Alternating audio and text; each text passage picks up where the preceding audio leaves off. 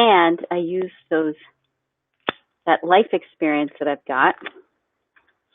I use the life experience that I've got to help women who are in narcissistic and toxic relationships take their life back. So today we're talking about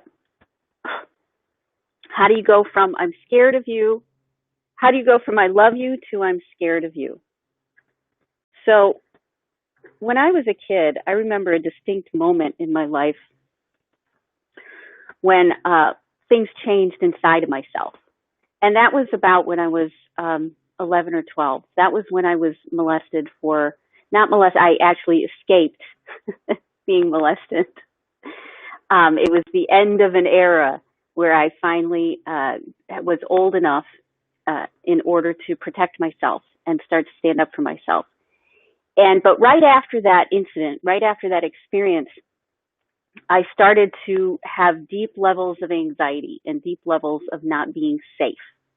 And then I spent, you go to therapy and you do healing and you do shamanic work, and I studied Asian medicine and energy healing, and I became a healer.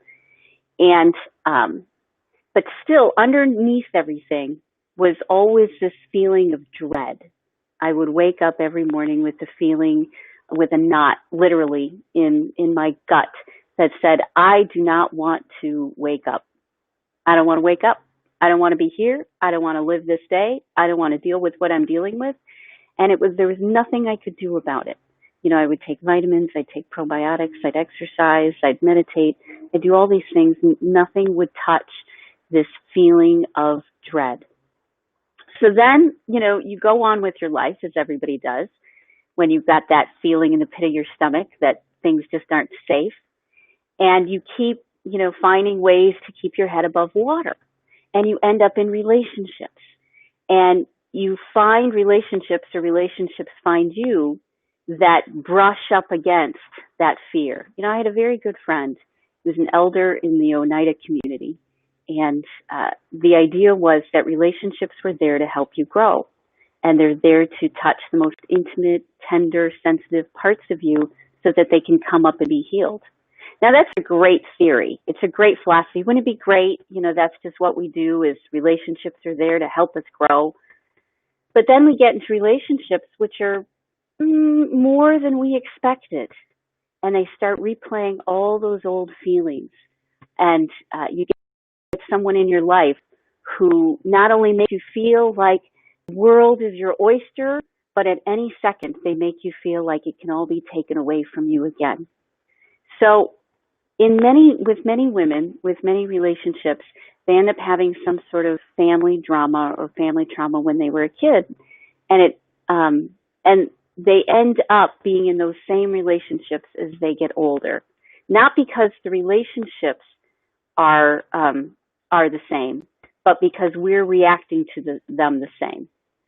So when you're a sensitive person who's easily manipulated by people who are scary or can use scary feelings or scary moods or scary voices in order to trigger you, it's a match that's made.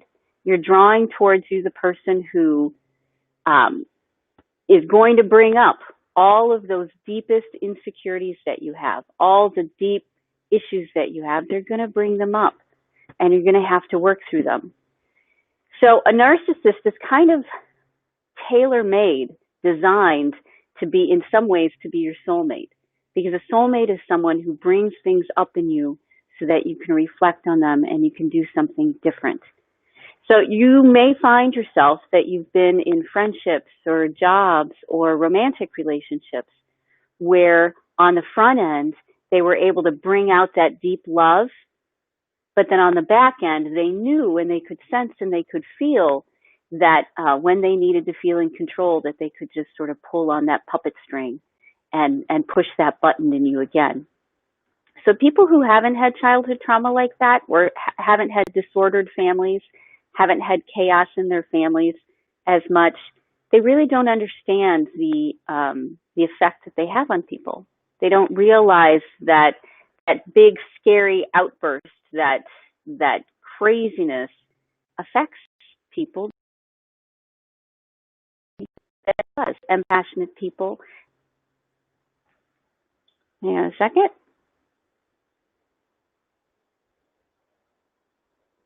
We got cut off. One moment. Aha, we're back on. Thanks.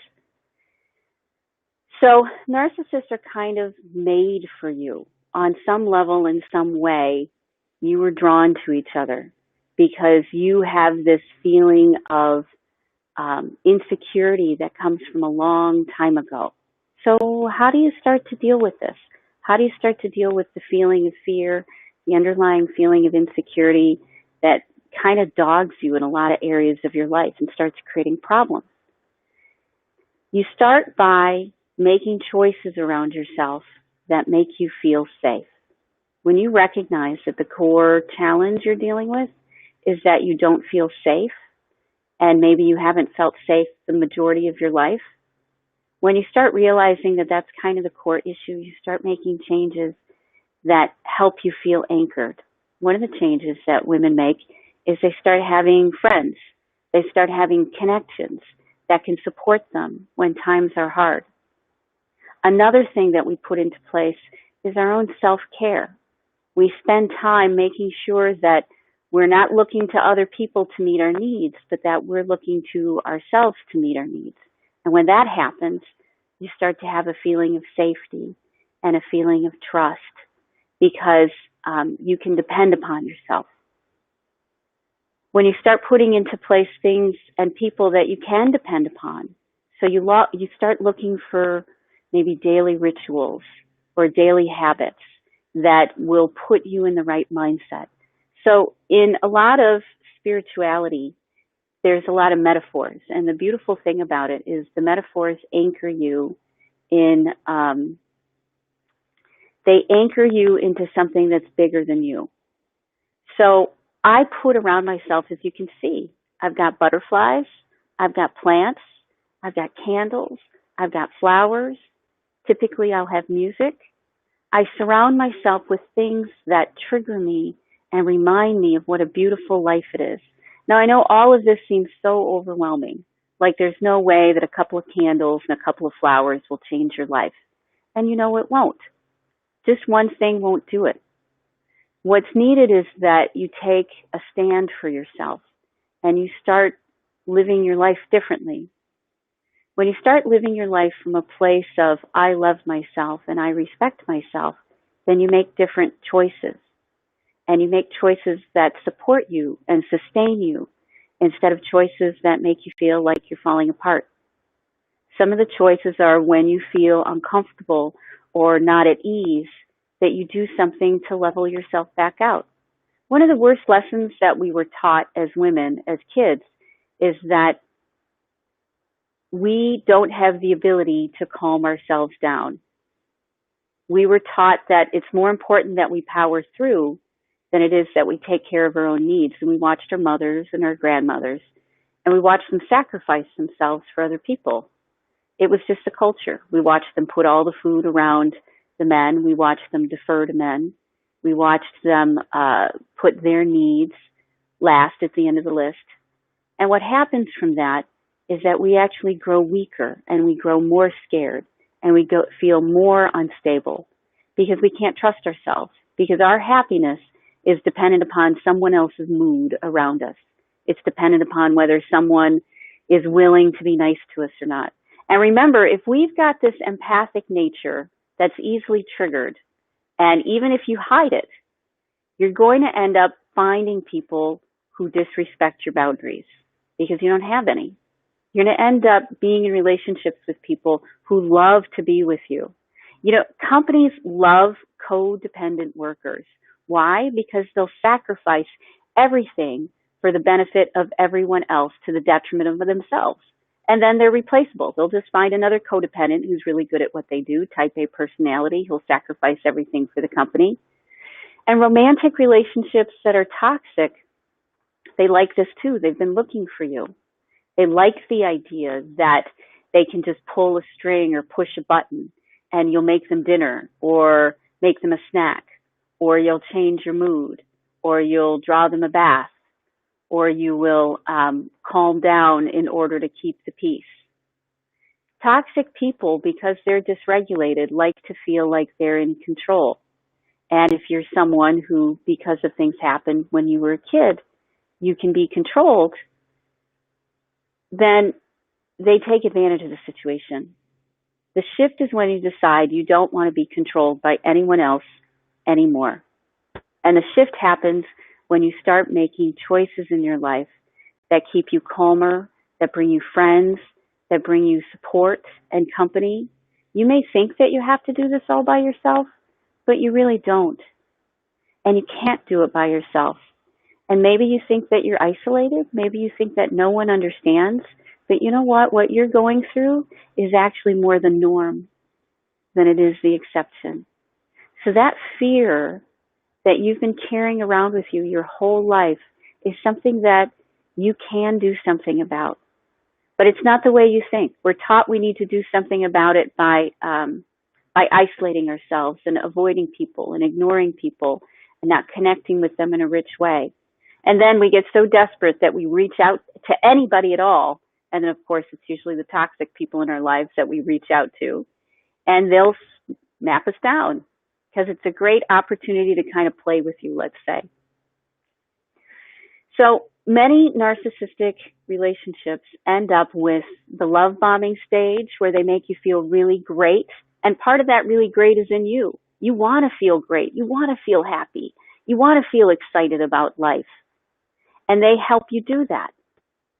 But then on the other hand, they also make you feel worthless and helpless, like there's nothing you can do. You lose your confidence in yourself. You're constantly belittled and minimized. That's a very common experience. And they'll pull that string too. It's not so much that you want to be happy and they don't. It's just that it's a habit for them. What string can I pull to make her happy? What string can I pull to make her sad? What string can I pull to get what I want? What string can I pull to make her cry? It's a lack of empathy. And if you've got some of these deep-rooted pains, some of these deep-rooted fears in you that can be triggered, then there are lots of people who will trigger them, lots of toxic people who will trigger them. So how do you go from, I'm scared back to I love you? Well, I'll give you a story about my dad. My dad's been struggling with health issues lately. And so because he was, kind of my original narcissist, his toxic behaviors are starting to come up because he's more sick, because he's less able or interested in controlling his his verbal opinion on everyone and everything, including me. So how am I able to stand in a place of love when something like that is happening?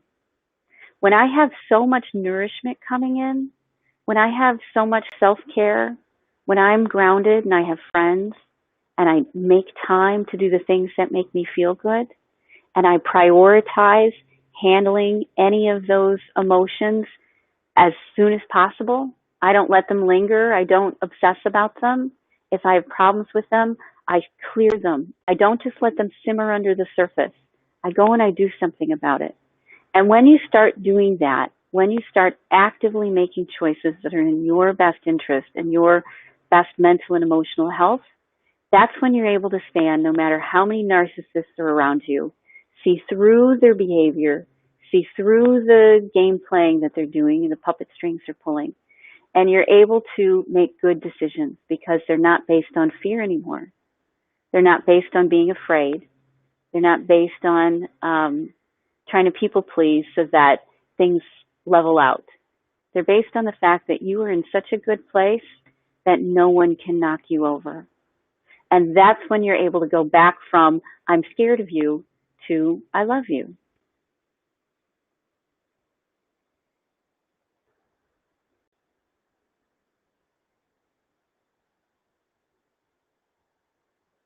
I think that's my cue. We broke off the second time. My Wi-Fi must be low today. Anyways, you can do this. We've got your back. And if you need some extra help, go to inspiremassage.com, soon to be ritahickmancoaching.com, and you'll find that if you're someone who just wants to start with one-on-one coaching, we'll do that. If you're someone who wants more group support, we've got group support.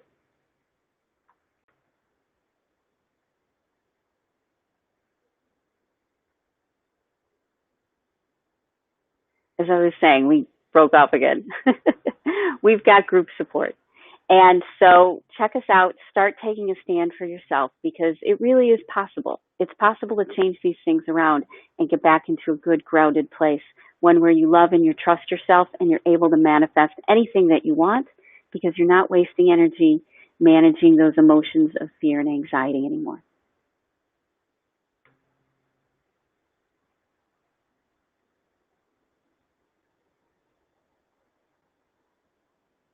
So I hope you have a great rest of your day, and I'll see you tomorrow, okay? Bye.